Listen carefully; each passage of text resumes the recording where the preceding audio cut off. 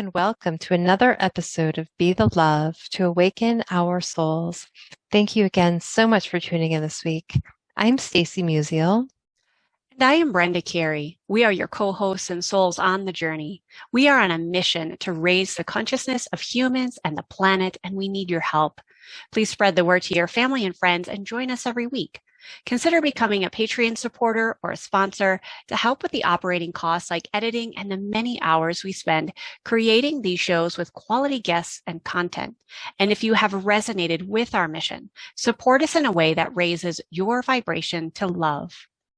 And if it feels safe for you, I'd like to begin by inviting you to take a moment to get centered with us. I'd like to begin by inviting you to take a beautiful cleansing breath in through your nose and out through your mouth, releasing anything that is keeping you from being present. And take another deep breath in through your nose, breathing in calm, peaceful, loving energy, and breathing out anything you are ready to release. And take one more breath in through your nose, breathing in light and love for yourself. And imagine breathing that light and love and send it back to all of humanity, remembering that you always, always have your breath to come back to. This special episode is dedicated to honor the recently transitioned Sally Kempton, who was the author of Awakening Shakti, along with many other books, a beautiful yoga and meditation teacher that I would definitely encourage you to listen to her episode, one of our earlier ones on Be the Love podcast, number 47. And we just really dedicate her wisdom teachings of yogic mythology and meditation as we dive deep today into the goddess energy, this Shakti feminine wisdom that is prevalent in so much of our world. And we just really want to honor her and the wisdom that she has given to each of us, along with anyone else who has been able to learn from her teachings. Absolutely. It was such an honor to be able to speak with her in episode 47. She is just such a beautiful soul, and I'm so grateful to be able to honor her today here with her and in her spirit that she brought this work to the world, which is so important at this time right now, while we are reclaiming the feminine and bringing that feminine energy back into balance with the masculine. And so right now we're coming into this awakening process of the Shakti energy has been just a beautiful, beautiful offering that she has brought, and something that we can really tap into when we tap into that Shakti energy and the goddesses. And so I think it's really important just to recognize, when we are trying to find that balance again, and we are trying to tap into our own feminine energy, sometimes we need support. Sometimes we need that persona, right? That goddess energy to be able to bring that in to our being. And that's why it's important, or can be really helpful, a tool on the path, right? To really work with the goddess energy so that we can cultivate the different personas of what we are trying to create in our lives in each time, in each moment.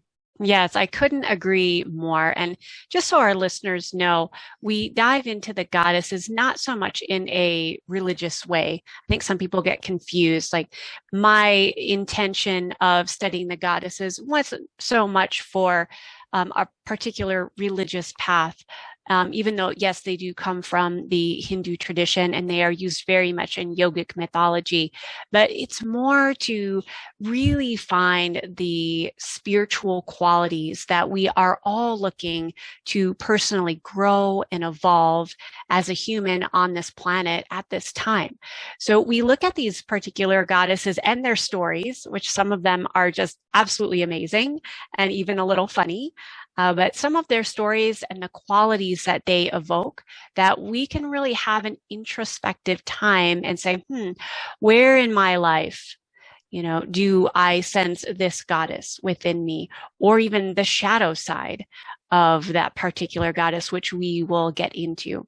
And also, just for clarity, when we say Shakti energy, so in yogic mythology, there is an equal masculine and feminine energy, a Shiva and a Shakti energy. And they are equal, both God and goddess energy, and they're paired together. And so the Shiva, the more masculine energy, is like the consciousness. It's like the structure, and it just holds the energy. But it is the Shakti that allows it to move and to have force. And it's that feminine quality that really brings it into our world, whether that's into ourselves personally or out into the world, and really gets it moving. And I'm really excited to dive into the goddesses, and they each have a different way, a quality of how they move that conscious energy. Absolutely. And, just I know, like, for me personally, like, when I start working with the goddesses and Shakti energy, and become, because we all have Shakti energy. Yes. But it's really also cultivating that on a conscious and intentional level too, and then tapping into that. And awakening that, because I think sometimes it can get also very stagnant. And so, we live in a very masculine world. And so, finding that balance in our own Shakti energy to find flow in our lives, to find that, like you said, that movement, right? And so one of the goddesses that I've been, actually, the ones we're going to talk about today, I've always been drawn to at some different points in my life. Actually, I ended up naming my car Lakshmi. I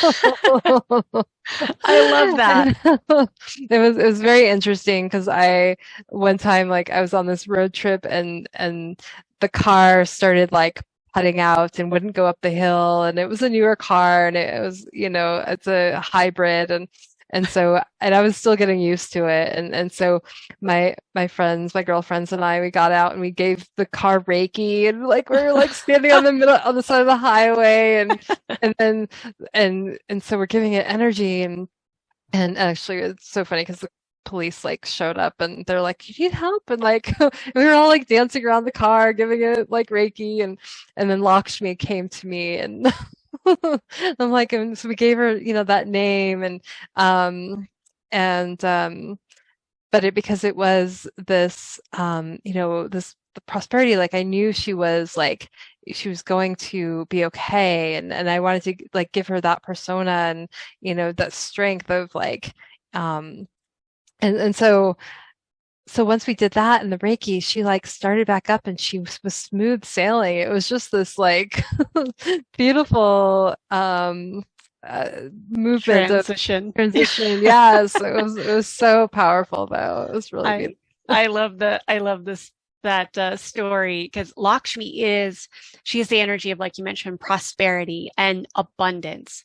In her depictions, which she is this beautiful goddess, usually sitting on a lotus, and in one of her hands, and in yogic mythology, the majority of the goddesses have like multiple arms, which, I mean, who couldn't use multiple arms to get more things done? But usually in one of her hands, there are like gold coins dripping. So yes, she does represent actual wealth in terms of money and abundance on a much, much broader perspective. Generosity, like how we not only give, but also how we receive. She is a reminder that we need balance of giving and receiving. Otherwise, it becomes out of balance and we might feel resentful. So I love how you called your car Lakshmi. I think she would be honored by that. Really briefly, the main story around Lakshmi, one of the most popular ones, is she is represented in this one story as a beautiful garland, like made of flowers.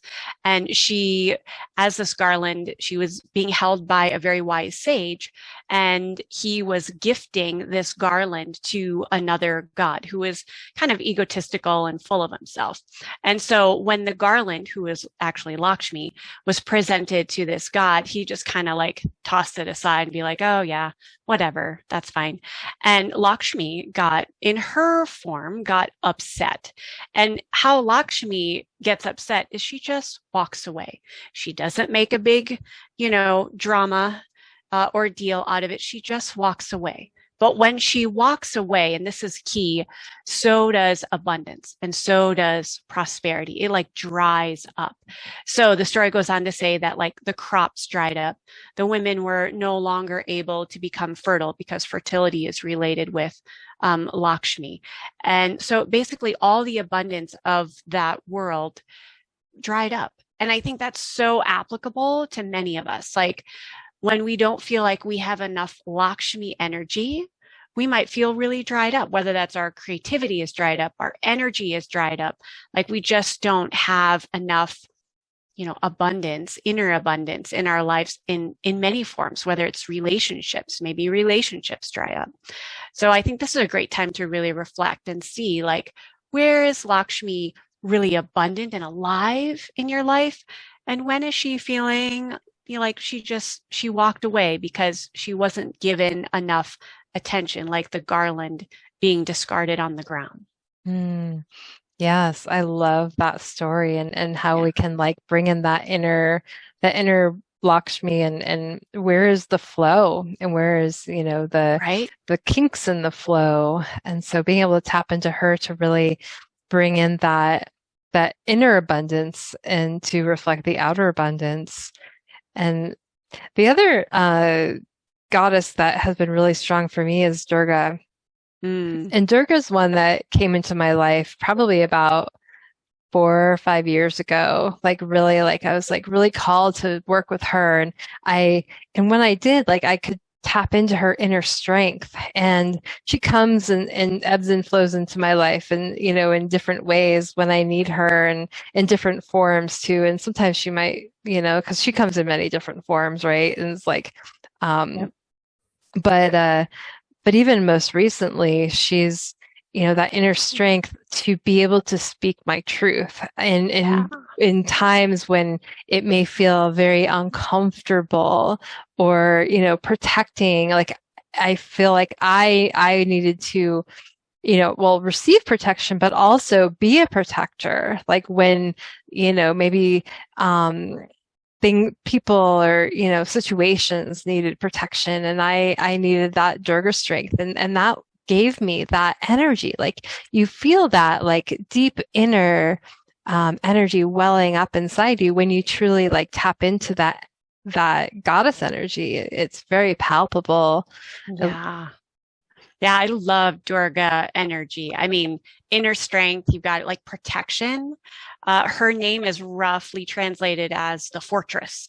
So when you think of like a protector and creating our fortress and having really strong boundaries, like Durga really shows us like, yes, she shows us power, not in an overt way. And that's what I love about the story, any of the stories with Durga. She doesn't overpower anyone. When she comes upon battle, which she does, I mean, the woman rides a lion or a tiger, depending on which translation of the story, and she has weapons in her hand. And so when she goes into battle, she just doesn't, conquer and destroy. She specifically needs to be asked. And I think that's really important from a feminine Shakti perspective. Like, Durga, just like when we have to call upon our inner strength. We can't just assume it's going to show up somehow. Like it really needs to be intentional. And when we are looking for protection and safety in our lives, this universal mother type figure, she needs to be called in. And I think that's really important for anyone to realize that we need to call upon that, whether we do that through some form of prayer or chanting or, I don't know, just calling it out into the universe. Like, I need strength, I need help. And I think that can make a really strong connection to that Durga energy if we're really looking to cultivate that inner strength in our lives. Mm-hmm. Absolutely. Such a powerful force, and to recognize that feminine, divine feminine, inner strength is so powerful. Mm-hmm. And it's not Yeah, forceful, but right. it does move, and it moves at Mm-hmm. the perfect timing. And I know in our very hustled world, it might not seem fast enough at Right. times, but it comes when it's most needed and when we're really intentional and call Mm. upon it. And that's the important piece is to be intentional and to call upon it because they're always available to us, and we can really tap into that energy because that energy is already within us. Mm-hmm. And we're just creating that, from that energy, their energy, but we have that within us already. Yes. And And and speaking of creating, that leads us to Saraswati. So mm, she is this beautiful goddess of creativity, of insight, of expression. And expression, it could be in the terms of like the arts, could be like language or sound. But I know some people say, "Oh, I'm not creative." I totally disagree with that. Every single one of us has a creator side to us, and it may not be necessarily artistic like painting or composing music, but we all have that creativity within us, and we can very much so tap into that energy of creativity and intuition as well. And that's what Saraswati really represents. I just want to say in Sally Kempton's book, Awakening Shakti, she identifies herself as a very Saraswati woman because she is dedicated to her writing. And so many authors will identify with Saraswati's energy of being able to flow. Saraswati is this sacred river that flows, and she's considered the flowing one. yeah, it's actually really interesting. Saraswati is another one I've really connected with. And actually, I was given the name Preet Saraswati Kaur. Mm, Um, and so I've been, really working to connect with that. And so, Saraswati is also the goddess of wisdom, harmony, prosperity, and peace. And mm, so, bringing those qualities in. And so when you can really bring in those qualities and with the creativity, with the insight, and bringing that forward, it really helps to bring those, into your life and into different interactions and communications and, the things that are maybe manifesting in your life. But yeah, being able to maybe bring, like Sally Kempton, she was bringing her words in and sharing with the word and, in her art form. And so I feel like, it really helps to align with that, with your work, with your purpose, with what you're trying to work toward, at least for me, when I tap into that energy. yes. So Saraswati can be tapped into like just asking yourself, when do you feel like most in a flow state? Like when do you feel like time totally stands still and you could just do this, whether it's an activity, whether it's being outside in nature, but really check in and see what is that flow state for you where it just seems absolutely, in the present moment and you are creating joy within yourself. And then the the beautiful part is you get to extend that joy to other people and you get to share it. And ultimately, that is the Shakti energy. We get to receive, and then we also get to give out what is most authentic to us in our own, in our own divine wisdom. So I would just, again, highly recommend. We will put Sally Kempton's Awakening Shakti book in the show notes. There are so many great journaling exercises, and there's many, many other goddesses. By no means are these three the only ones. And there's also some other goddesses in other traditions other than the yogic tradition that can also be explored to really deepen your spiritual practices. So thank you so much for listening to Be the Love podcast. If you have enjoyed listening to our show, please share the love by sharing it with your family and friends, giving us a 5-star written review on iTunes or Spotify, or liking us on Facebook. I'm Brenda Carey, and as a holistic healer and coach, I offer online programs to guide people in their sacred path to vibrant health. My website is sacredpathyogaandreiki.com. And I, Stacy Musial, am a psychotherapist specializing in whole person deep soul healing. You can find out more about my work, my book, and programs at awakenyouремpoweredsoul.com. And please consider supporting our mission to awaken our souls with a monthly donation that helps us with the operating costs of this podcast so we can continue to spread the love. To contribute, visit our Patreon website at patreon.com/Be the Love podcast.